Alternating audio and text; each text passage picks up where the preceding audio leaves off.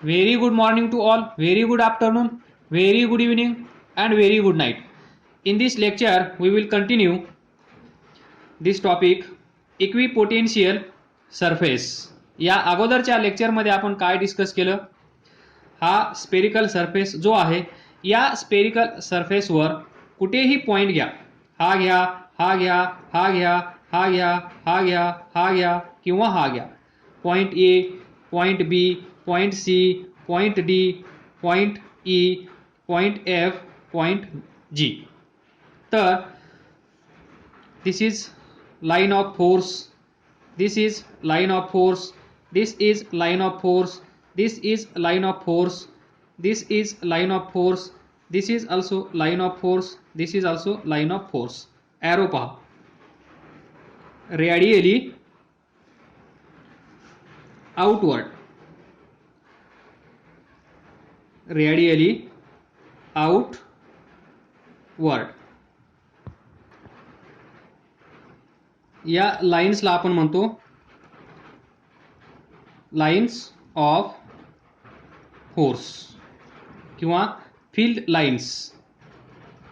Field lines हे दोन्ही word लक्षात ठेवा. तर potential at point A V A, potential at point B V B, potential at point E V E.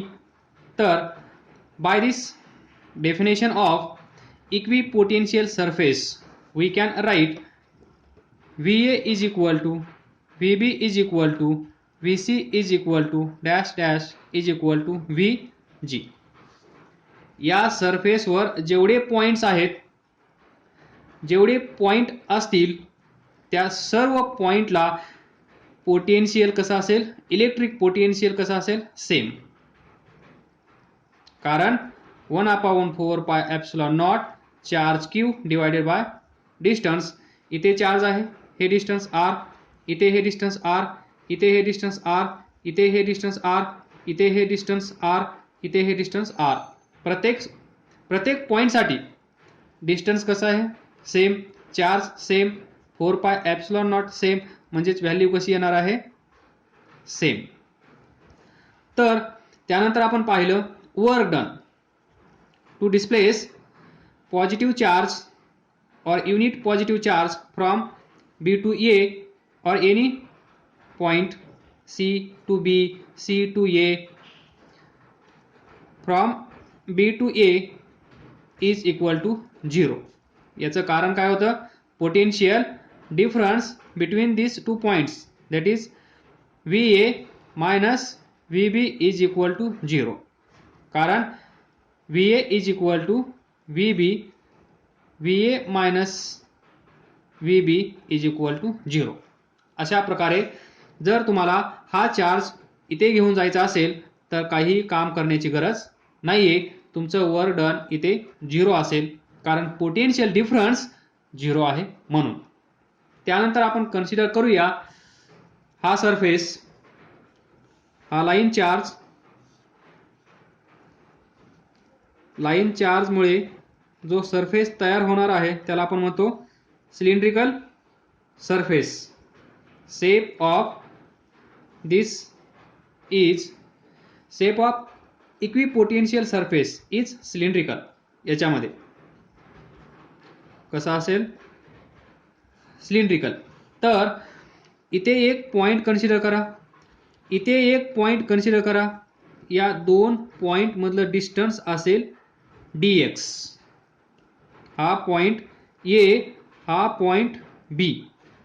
तर तुम्हाला काय करायचं आहे, इथला चार्ज घ्यायचा आहे, इथे यायचा आहे, इथे ठेवायचा आहे, बरोबर. तर तुम्हाला माहित आहे डिस्टन्स किती आहे, dx. आणि कन्सिडर करा इथे जे फील्ड असेल, इलेक्ट्रिक फील्ड E या डायरेक्शन मध्ये असेल असं आपण कन्सिडर करूया. तर पहा, हा चार्ज इथून इथे घेऊन यायचा आहे, डिस्टन्स dx आहे. तर मला सांगा work done, basic work done is equal to force into displacement that is dx, हे सर्वांना माहीत आहे. Force into dx that is displacement. तर हा जो चार्ज आहे हे पण सांगून झाला आहे. इथे जर इलेक्ट्रिक फील्ड असेल असं आणि इथे जर एखादा चार्ज ठेवला असेल इलेक्ट्रिक फील्ड E, इथे जर चार्ज Q ठेवला तर या चार्जवर फोर्स अप्लाय होतो, फोर्स एक्झर्ट होतो दॅट इज F. आणि हा फोर्स किती असतो F is equal to Q E, हे पण तुम्हाला माहीत आहे.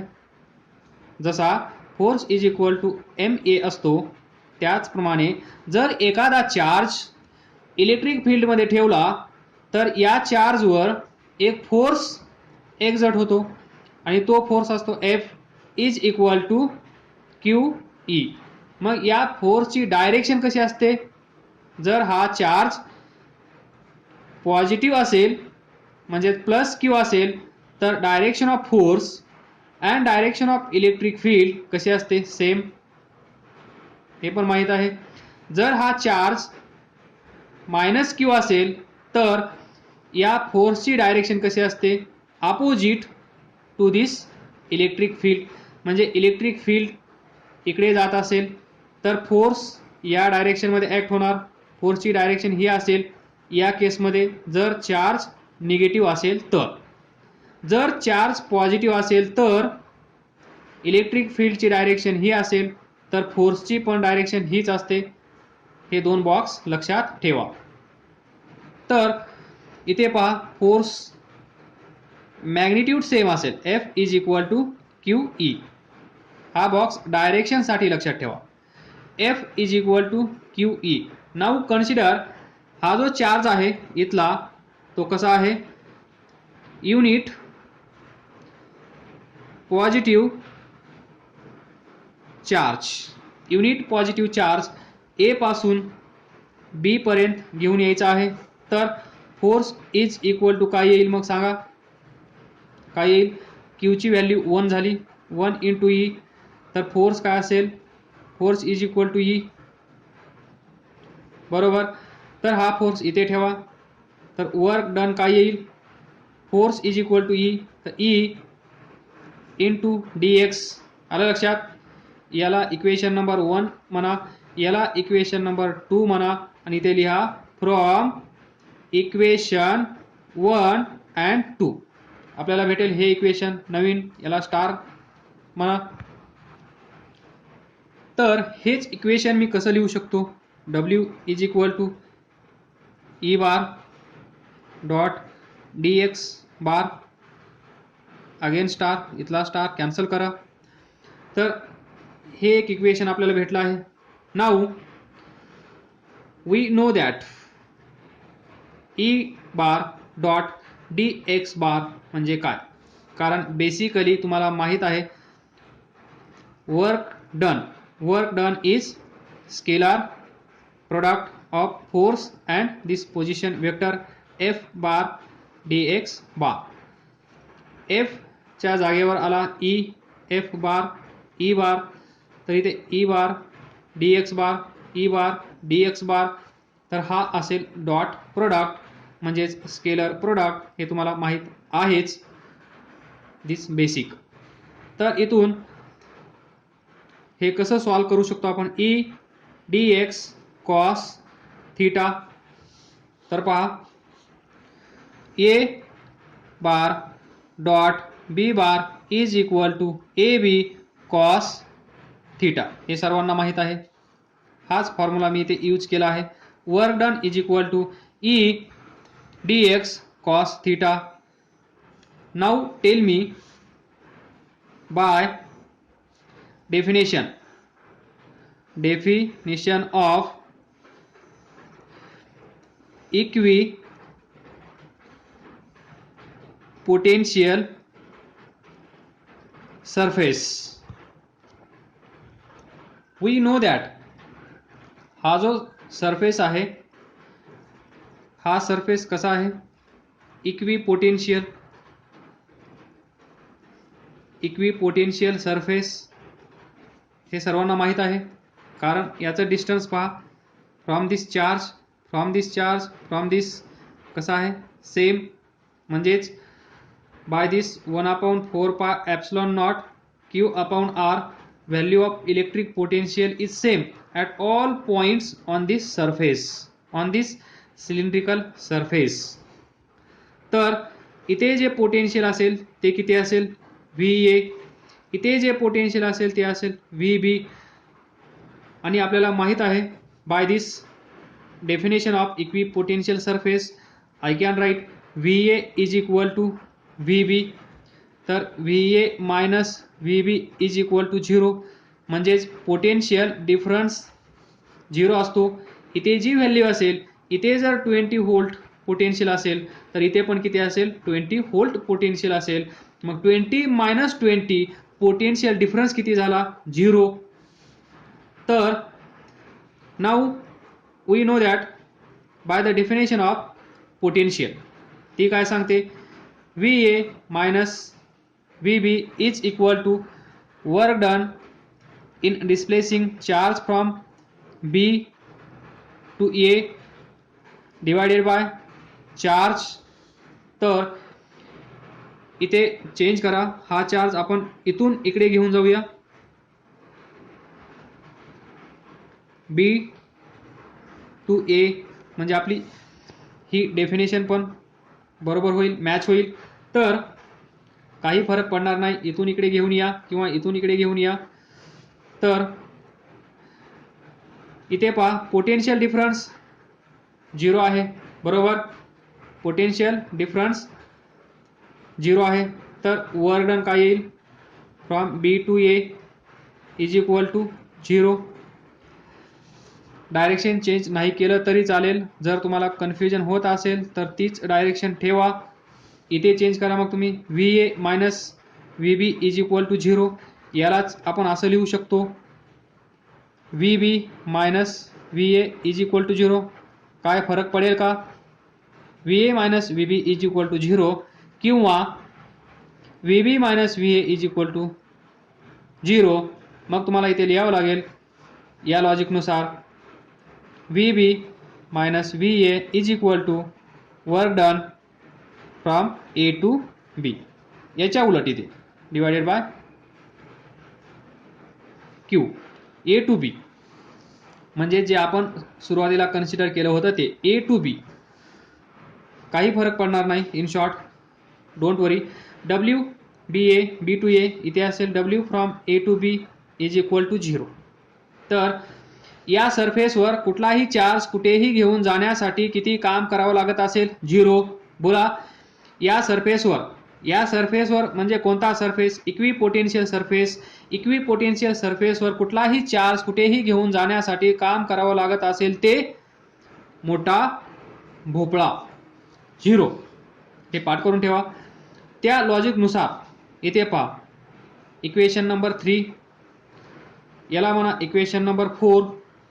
From equation number 3 and from equation number 4 लिहा इक्वेशन 3 अँड इक्वेशन 4 फ्रॉम. तर इथे आहे वर्क डन या साईडला, इथे पण लिहा B टू A. तर लेफ्ट साईड पहा सेम आहे, तर राईट साईड पण सेम असल्या पाहिजेत. तर राईट साईड या इक्वेशनची काय आहे E dx cos थीटा, लिहा E dx cos थीटा. या इक्वेशनची राईट साईड काय आहे 0. Now see magic, E dx cos theta is equal to 0 आपल्याला भेटला आहे. E dx cos theta is equal to 0. आलं लक्षात. तर मला सांगा इथे इलेक्ट्रिक फील्ड आहे की नाही, येस किंवा नो म्हणा. इलेक्ट्रिक फील्ड आहे की नाही, येस, म्हणजेच E non zero. Electric field आहे म्हणजेच E is not equal to 0, म्हणजेच याला आपण काय लिहू शकतो E नॉन झिरो नंबर आहे, म्हणजे E ची काही ना काही व्हॅल्यू इथे अवेलेबल आहे. त्यानंतर dx पहा, dx म्हणजे चार्ज आपण इथून घेतला, तो चार्ज इथे घेऊन आलो, म्हणजे काही ना काही डिस्प्लेसमेंट झाला आहे की नाही मला सांगा dx. मग dx 0 होऊ शकतं का? dx 0 कधी होऊ शकतो? जर हा पॉईंट आपण या पॉईंटचा चार्ज घेतला आणि तिथेच ठेवला तर काय होईल? dx 0. पण हा चार्ज इथून घेतला आहे, आपण इकडे घेऊन आलो आहोत, नंतर इथे ठेवला आहे, म्हणजे काही ना काही डिस्प्लेसमेंट झाला आहे, तर dx पण काय होऊ शकतो? Non zero. म्हणजे dx ची पण काहीतरी व्हॅल्यू असेल, 2 मीटर, 2 सेंटीमीटर, 2 मिलीमीटर. ई ची पण काहीतरी व्हॅल्यू असेल, 10, 20, 30, 100. तर इथे पहा कॉस थिटा.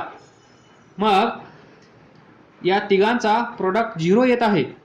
या तिघांचा प्रोडक्ट जर 0 येत असेल तर या तिघापैकी एकाला कुणाला तरी कॉम्प्रोमाइज करून घ्यावंच लागेल.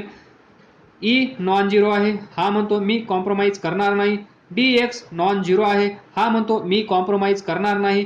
राहिला बिचारा कॉस थिटा. कॉस थिटा म्हणतो मी 0 होतो, तुम्ही दोघे मोठे, मी लहान, तर हा 0 होतो. मग आता सांगा ई इंटू dx इंटू 0 काय येईल? 0. म्हणजे हे इक्वेशन बरोबर असेल जर कॉस थिटा 0 झाला तर. Cos theta is equal to 0 असेल तर हे इक्वेशन लिहिलेलं आपण बरोबर असेल. मग इकडं पण एवढं जे डिस्कशन केलं आहे ते पण बरोबर असेल जर असं होत असेल तर. बरोबर.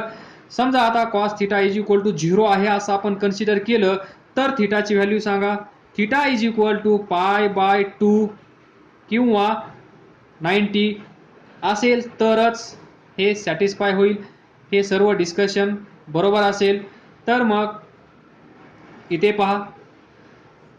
नाव सी हिअर, जर याची व्हॅल्यू थिटाची व्हॅल्यू π/2 असेल तर इथे π/2 ठेवल्यानंतर आपल्याला काय भेटलं आहे?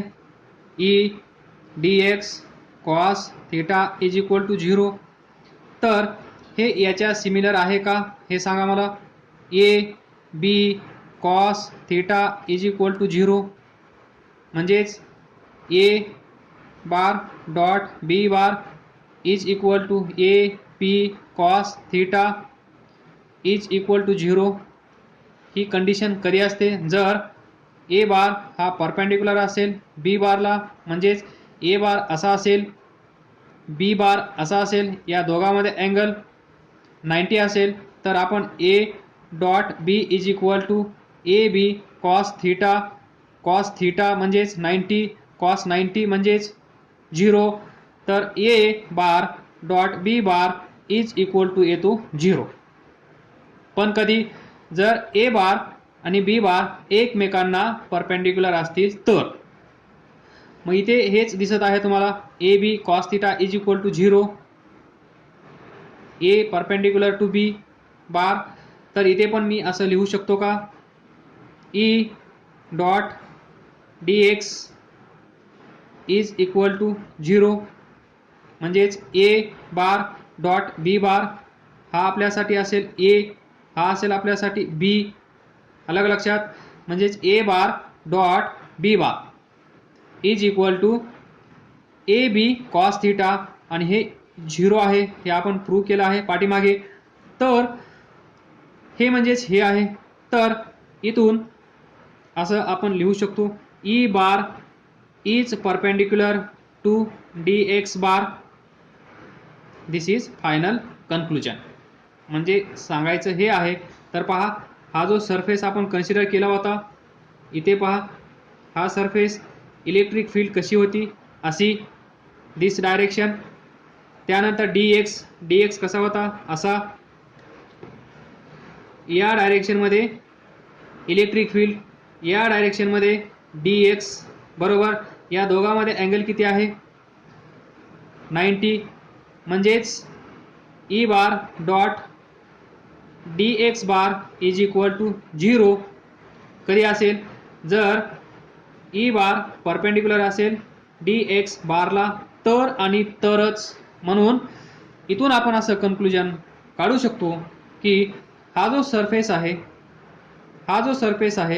हा सरफेस आणि ही इलेक्ट्रिक फील्ड एकमेकांना कसे असतात? नॉर्मल किंवा परपेंडिक्युलर. म्हणजेच electric field intensity E bar electric field E bar is always normal to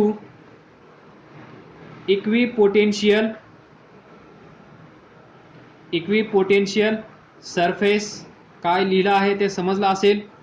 electric field E बार, इथे पहा, E bar is always normal और परपेंडिक्युलर टू इक्विपोटेन्शियल सरफेस. हा जो सरफेस आहे, हा जो चार्ज आहे, आपण इथला चार्ज इथे घेऊन आलो होतो. हा सरफेस इथून सेम डिस्टन्सवर आहे, इक्वी डिस्टन्स पॉईंटवर आहे. हे सर्व पॉईंट्स या सेंटर लाईन पासून सेम डिस्टन्सवर आहेत. म्हणजे हा जो सरफेस आहे, या सरफेसवर चार्ज तुम्ही कुठून कुठेही घेऊन जा, वर्क डन 0 असतं. आणि हा जो सरफेस आहे, सिलेंडर समजतो. सिलेंडर घ्या, डोळे बंद करा, सिलेंडरच्या आतमध्ये जाऊन बसा आणि तुम्हाला मग तो सरफेस दिसत असेल, सिलेंड्रिकल सरफेस. त्या सिलेंड्रिकल सरफेसवरून कुठलाही चार्ज कुठेही घेऊन जा, वर्क डन 0 असेल.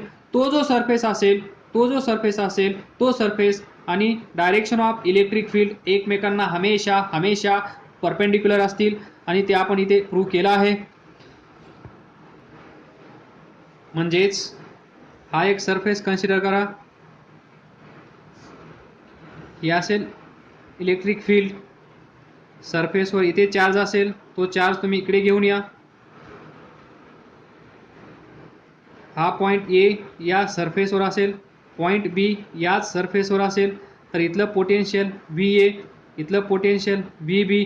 तर पोटेन्शियल डिफरन्स किती असेल, V B minus V A is equal to 0 और V A minus V B is equal to 0. हे तुम्हाला आता माहीत झालं आहे. जर पोटेन्शियल डिफरन्स 0 असेल, चार्ज क्यू असेल, तर work done from A to B किती असेल, 0. किंवा work done from B to A काय असेल, 0. हे तुम्हाला माहीत आहे. इथे पहा, म्हणजे हा चार्ज आपण या सरफेसवरून इकडे घेऊन येत असाल, dx या डायरेक्शनमध्ये आहे, डायरेक्शन ऑफ इलेक्ट्रिक फील्ड या डायरेक्शनमध्ये आहे. तर हा सरफेस, हा इक्वी पोटेन्शियल सरफेस, हा सरफेस इक्वी पोटेन्शियल सरफेस या ई बारला कसा आहे, परपेंडिक्युलर. म्हणजेच E bar is perpendicular to dx किंवा सरफेस. त्यानंतर इथे पहा, हा चार्ज असेल पॉझिटिव्ह, हा चार्ज असेल निगेटिव्ह. तर इलेक्ट्रिक फील्ड लाईन्स कुठून निघतात, इथून जातात कुठे, इथे. इथून निघतात, जातात कुठे, इथे. इथून निघतात, इथे येतात. इथून निघतात, इथे येतात. अशाच या इथून निघत राहतील, बरोबर. इकडे येत राहतील, अशा प्रकारे. म्हणजे निगेटिव्ह पहा, पॉझिटिव्ह असल्यानंतर आपण डायग्राम अशी काढतो. Electric field lines radially away from centre. Negative charge असेल तर कमिंग टुवर्ड्स सेंटर. इथे पहा, तेच ड्रॉ केलं आहे for negative charge. Positive charge इथून एक निघेल, डायरेक्ट इकडे जाईल. तर पहा, इथे जो सरफेस असेल, हा सरफेस, या सरफेसवर इथे चार्ज असेल, इथे घेऊन या. इथे चार्ज असेल, इथे घेऊन या. इथे चार्ज असेल, इथे घेऊन या. इथे चार्ज असेल, इथे घेऊन या. म्हणजेच dx कसं आहे, व्हर्टिकल. dx कसं होत आहे, व्हर्टिकल. डायरेक्शन ऑफ ई कशी आहे, अलॉंग दिस डायरेक्शन. तर पहा, E and this equi potential surface, हा सरफेस कसा आहे, इक्वी पोटेन्शियल सरफेस, बरोबर. तर वर्क डन 0 असतो, पाठ झाला असेल. तर इथे पहा, ई अँड dx एकमेकांना कसे आहेत, 90 डिग्री. म्हणजेच इथून आपण असं सांगू शकतो का, हा जो इक्वी पोटेन्शियल सरफेस आहे, हा सरफेस याला कसा आहे, याला कसा आहे, या डायरेक्शन ऑफ ई बार ला कसा आहे, नॉर्मल.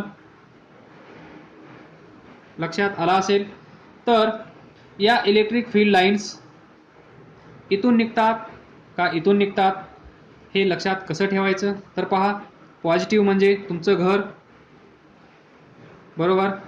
निगेटिव्ह म्हणजे फिरायला जायचं आहे आपल्याला, कुठेतरी XYZ.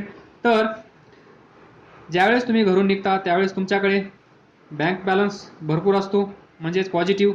ज्यावेळेस तुम्ही फिरायला जाता त्यावेळेस बँक बॅलन्स काय होतो, कमी कमी कमी कमी होत जातो, म्हणजेच निगेटिव्ह. म्हणजेच फ्रॉम पॉझिटिव्ह टू निगेटिव्ह आपण फिरायला जातो. इथे आपल्याकडे भरपूर बँक बॅलन्स असतो, इथे गेल्यानंतर कमी होतो म्हणजेच निगेटिव्ह, जास्त असतो म्हणजेच पॉझिटिव्ह. म्हणजेच आपण कुठून कुठे फिरायला जाणार, पॉझिटिव्ह टू निगेटिव्ह, म्हणजेच positive to negative electric field lines असतात, हे लक्षात ठेवा. आलं लक्षात. होम, फिरायला जाणे, बँक बॅलन्स, इथून इकडे गेल्यानंतर इथे जास्त असेल इथे कमी असेल, म्हणजेच आपण इथून इकडे जात असू, म्हणजेच इलेक्ट्रिक फील्ड लाईन्स इथून निघत असतील पॉझिटिव्ह चार्जपासून आणि त्या निगेटिव्ह चार्जकडे जात असतील. आणि इथे जो सरफेस असेल, अजून इथे सरफेस आपण काढू शकतो. हा सरफेस पहा, याच्याभोवती इथला सरफेस पहा, याच्याभोवती. तर इथे पहा 90, इथे पहा 90, इथे 90, इथे 90, प्रत्येक ठिकाणी. इन शॉर्ट याच्यामध्ये तुम्हाला खूप दिसून येईल. छान. इथे पहा, इथे हा सेंटर ई बार, इथे पहा सरफेस 90, इथे 90. अशा प्रकारे हा पॉईंट घ्या. हा सरफेस कसा आहे, इक्वी पोटेन्शियल सरफेस आहे. ही काय आहे, डायरेक्शन ऑफ इलेक्ट्रिक फील्ड. तर इथे पहा आहे परपेंडिक्युलर, म्हणजेच E bar is perpendicular to dx bar. dx म्हणजेच काय, ज्या सरफेसवर डिस्प्लेसमेंट होत आहे तो dx. इथला चार्ज इथे घेऊन जात असताना एवढं dx होईल. मग हे dx कुठे होणार, ऑन इक्वी पोटेन्शियल सरफेस. म्हणजेच आपण असं लिहू शकतो इथून, this electric field intensity E, electric field intensity E is or must be perpendicular to equipotential surface. हे dx समजलं ना. समजा हा सरफेस असेल, इथे पॉईंट A असेल, इथे पॉईंट B असेल, तर हे डिस्टन्स dx असेल. हे डिस्टन्स dx म्हणजेच या सरफेसला कसं असेल, पॅरलल. मग इथून जाणारी इलेक्ट्रिक फील्ड याला पण परपेंडिक्युलर असेल, याला पण परपेंडिक्युलर असेल, म्हणजेच E perpendicular to ds bar, equipotential surface. ds म्हणजे इक्वी पोटेन्शियल सरफेस, बरोबर. इथे बार नसेल, ds सरफेस. तर हे होतं डिस्कशन अबाउट इक्विपोटेन्शियल सरफेस. काय समजलं नसेल तर विचारा, अभ्यास करत राहा, पुढे जात राहा. All the best. थँक्यू.